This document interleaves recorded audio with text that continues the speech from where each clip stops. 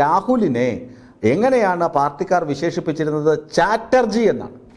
ചാറ്റർജി എന്നാണ് രാഹുലിനെ പാർട്ടിക്കാർ തന്നെ വിശേഷിപ്പിക്കുന്നത്. കാരണം ഇയാൾ ചാറ്റർജി നെഹ്റുവിൻ്റെ പിൻഗാമി ആയതുകൊണ്ടോ നെഹ്റുവിനെ നെഹ്റുവിൻ്റെ പാത പിന്തുടരുന്നത് കൊണ്ടല്ല ചാറ്റർജി എന്ന് വിളിക്കുന്നത്, അല്ലെങ്കിൽ ചാച്ചാ നെഹ്റു എന്നൊക്കെ നമ്മൾ വിളിക്കുമല്ലോ, അതുപോലെ അല്ല.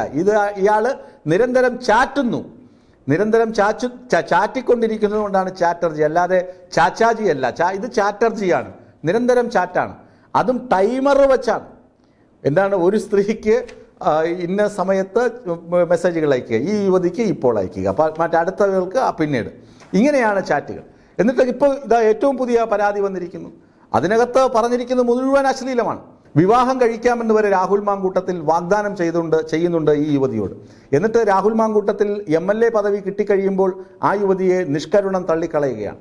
ഇത് ഒരേ സമയം ഒന്നിലധികം യുവതികളുമായി ഇത്തരത്തിലുള്ള ഇക്കിളി സംഭാഷണങ്ങൾ രാഹുൽ മാങ്കൂട്ടത്തിൽ നടത്തിയിട്ടുണ്ട്. അതിലൊരു പെൺകുട്ടിയോട് ഗർഭചിത്രത്തിനെ നിർബന്ധിക്കുകയും ചെയ്തിട്ടുണ്ട്. ഇതാണ് ഇയാൾക്കെതിരെ പ്രഥമ ദൃഷ്ട്യാ ഉള്ള ആരോപണങ്ങൾ.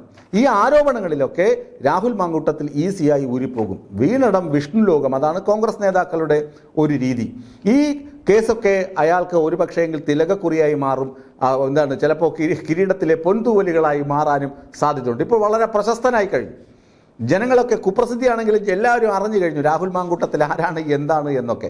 അതുകൊണ്ട് തന്നെ രാഹുൽ മാങ്കൂട്ടത്തിൽ വീണടം വിഷ്ണു ലോകം എന്ന് പറഞ്ഞ് ഇതിനെയും പുകഴ്ത്തി കാണിക്കും. കാരണം ആസനത്തിൽ ആല് മുളച്ചാലും ചിലർക്ക് അലങ്കാരമാണ്.